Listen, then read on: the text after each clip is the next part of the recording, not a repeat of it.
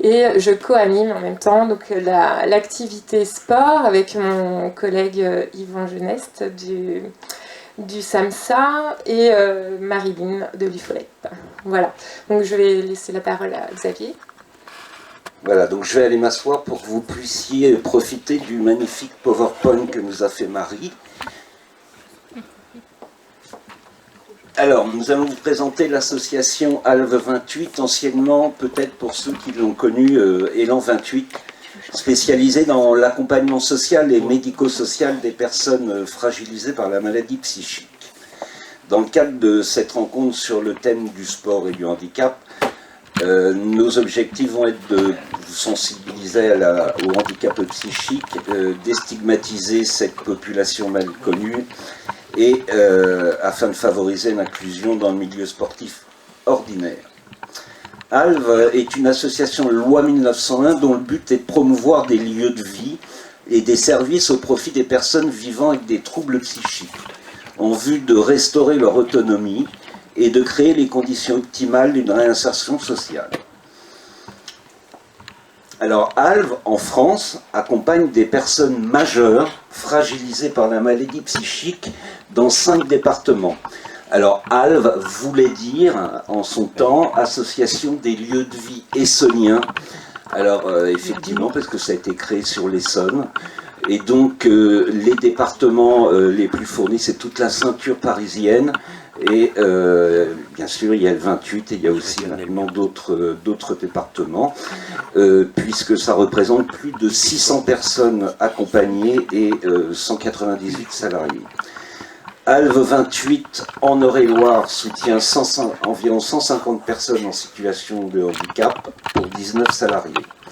Et gère un établissement médico-social, un SAMSA, service d'accompagnement médico-social pour adultes handicapés, de 60 places, et il y a du monde qui attend, et qui a pour objet de mettre en place avec la personne un projet d'accompagnement personnalisé qui peut passer par un accompagnement collectif ou individuel.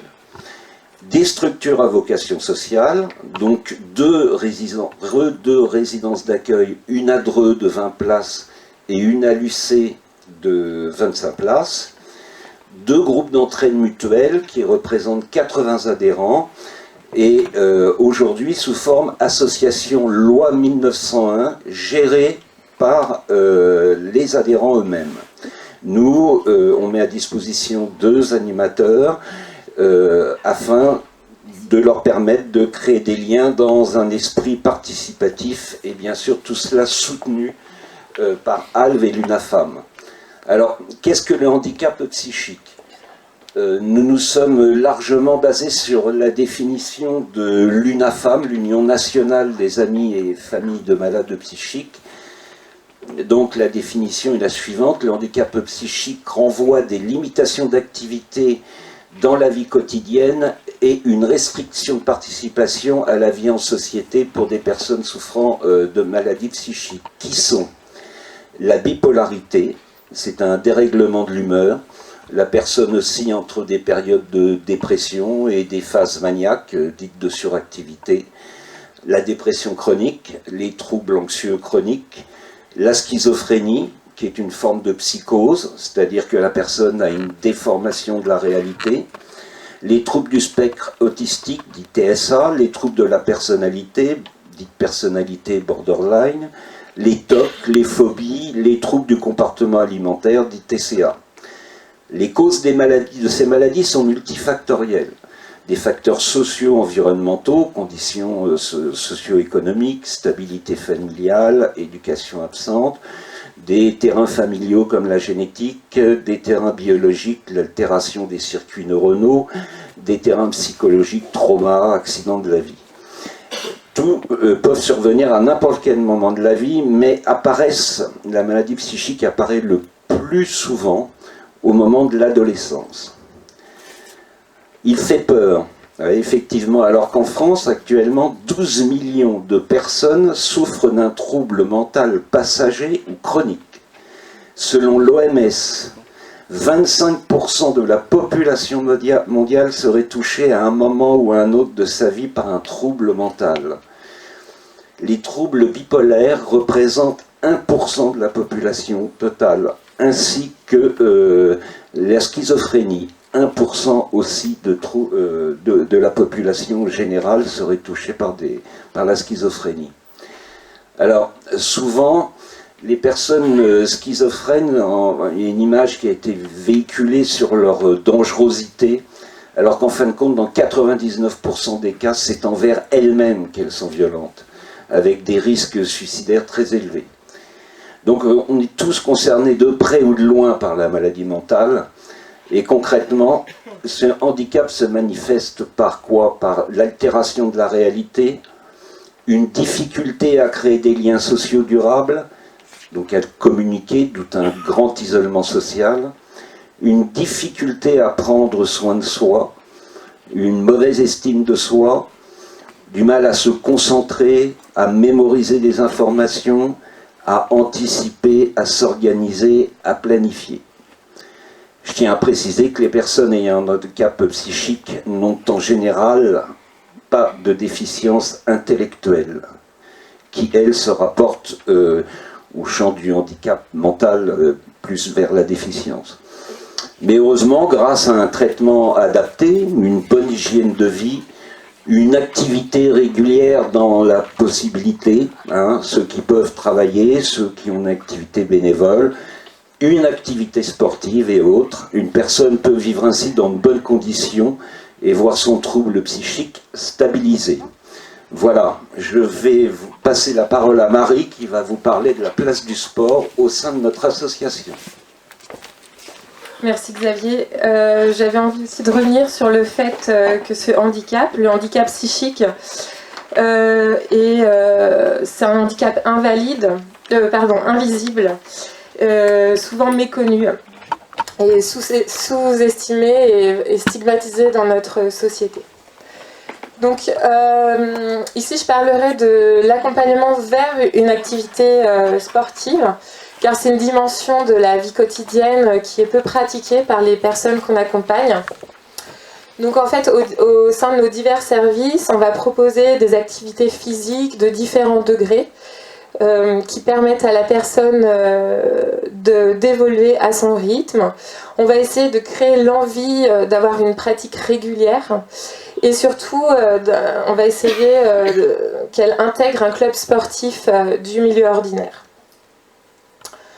Donc on va proposer des activités comme la marche, la randonnée, la gym douce, donc ça va être du Douyin, du Qigong, du mime et danse, et il y a des accompagnements qui sont faits dans des salles de fitness. Donc toutes ces activités sont proposées par les salariés aux personnes suivies. Donc nos objectifs vont être de favoriser l'équilibre intérieur de la personne, de lui permettre de créer des liens avec les autres, et surtout de lui faire prendre conscience de ses potentialités. Donc toujours en vue de permettre une intégration en milieu ordinaire. Donc ça ne se fait pas sans difficulté, car nous sommes confrontés à de multitudes de freins. Donc en fait les personnes ont souvent une représentation négative du sport en général, puisque leur parcours sportif est souvent parsemé de mise à l'écart, de rejet de la part des clubs face à l'incompréhension de la maladie, mais aussi elles ont un sentiment de ne pas être à la hauteur. En effet, dans les clubs sportifs, le niveau est souvent trop élevé, ou bien il règne un esprit compétitif qui sont peu en adéquation. Beaucoup de personnes nous ont relaté leur vécu, donc souvent ils sont plus sur les bancs de touche que sur le terrain. Ou alors ils ne sont pas choisis dans les équipes, ou même au niveau de l'école, à l'école surtout, ils nous en reparlent lors des séances. Donc ce peu d'intégration dans l'équipe repose aussi sur le fait que les horaires proposés sont peu adaptés au rythme de vie des personnes qu'on accompagne. Les séances sont souvent, c'est souvent le soir, alors qu'elles se couchent très tôt. Ou le soir, à la tombée de la nuit, il y a une résurgence des angoisses. Donc elles vont avoir des difficultés à se mobiliser.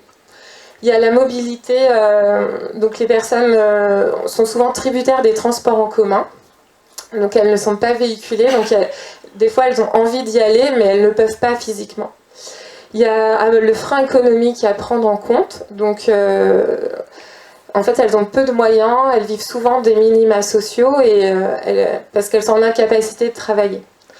Donc devant tous ces constats, en 2014, il y a un partenariat qui est né avec l'UFOLEP, donc sous l'impulsion de la DRJSCS. Donc ce partenariat est venu compléter l'offre existante, toujours dans un souci de favoriser l'inclusion sociale par le sport. Donc je vous propose en fait de regarder quelques images pour illustrer mes propos. Donc c'est un petit film qui a été tourné lors d'une séance hebdomadaire avec l'UFOLEP. Il faut savoir qu'une personne malade psychique a l'esprit qui ne se repose jamais, jamais, jamais. C'est-à-dire que c'est des gens qui pensent tout le temps, tout le temps, tout le temps, et qui sont envahis par d'autres personnes, enfin entre guillemets, hein, donc ils ne sont jamais seuls dans leur cerveau. Et le fait de se concentrer sur une activité sportive, ça les repose. Voilà. Et c'est pour ça que je voulais rebondir sur ce qu'avait dit Jérôme.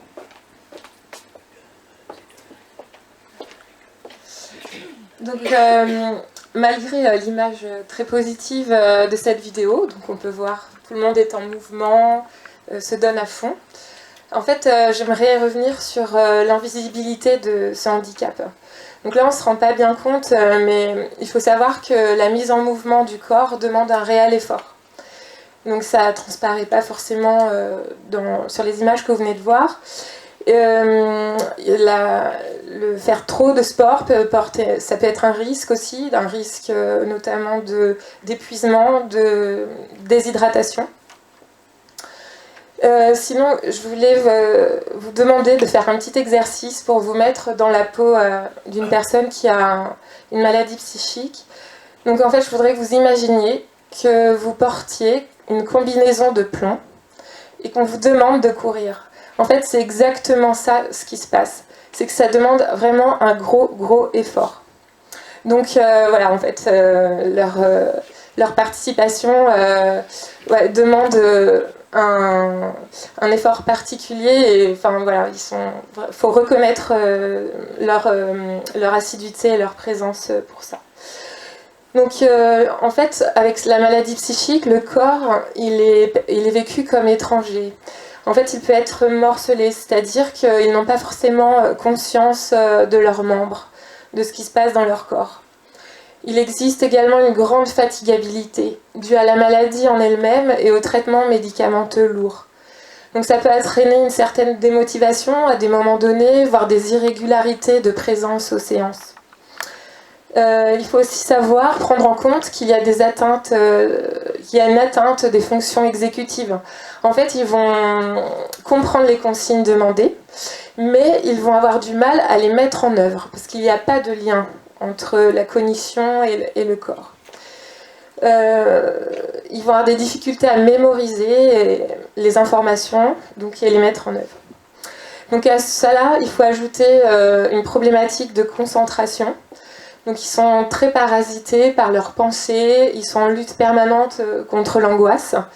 Et des fois, il y a un trop-plein de stimulation extérieure. Donc quand il y a trop de bruit, trop de lumière. Donc on dit souvent que la maladie psychique est une maladie du lien avec soi, du lien avec les autres. Donc il faut accepter que la personne ait des difficultés à aller vers l'autre, à l'identifier comme un partenaire de jeu. Donc elle a surtout besoin de temps pour s'adapter, d'un accueil personnalisé, c'est-à-dire qu'elle doit se sentir attendue, accueillie, sentir qu'on accepte sa différence. Il ne faut pas hésiter à aller vers elle. Elle a besoin aussi qu'on valorise ses capacités, qu'on les mette en avant. Donc aujourd'hui, en tout cas à Alve 28, on est en mesure de mettre en place des accompagnements personnalisés au sein des clubs sportifs ordinaires. C'est-à-dire qu'on peut mettre à disposition un accompagnateur social au démarrage qui accompagne la personne. Donc pour lui laisser justement ce temps pour s'adapter, pour se rassurer, la motiver, lui donner le temps qu'elle prenne confiance. On peut également mener des actions de sensibilisation à la maladie psychique pour aider à mieux la cerner. Donc pour conclure, je dirais qu'en cas de troubles psychiques, pratiquer un sport permet de réduire les symptômes de la maladie, de favoriser un retour à la socialisation, de retrouver une meilleure image de soi, de son corps. Donc la pratique sportive devient un enjeu majeur pour la santé, la qualité de vie et l'autonomie. Donc malgré les difficultés déjà évoquées auparavant, comme le manque d'élan vital, le ralentissement, le désinvestissement possible et une assiduité incertaine, l'enjeu pour les associations sportives, pour un accueil adapté, serait donc de ne pas fermer la porte, mais d'attendre l'autre avec toutes ses singularités. Je vous remercie.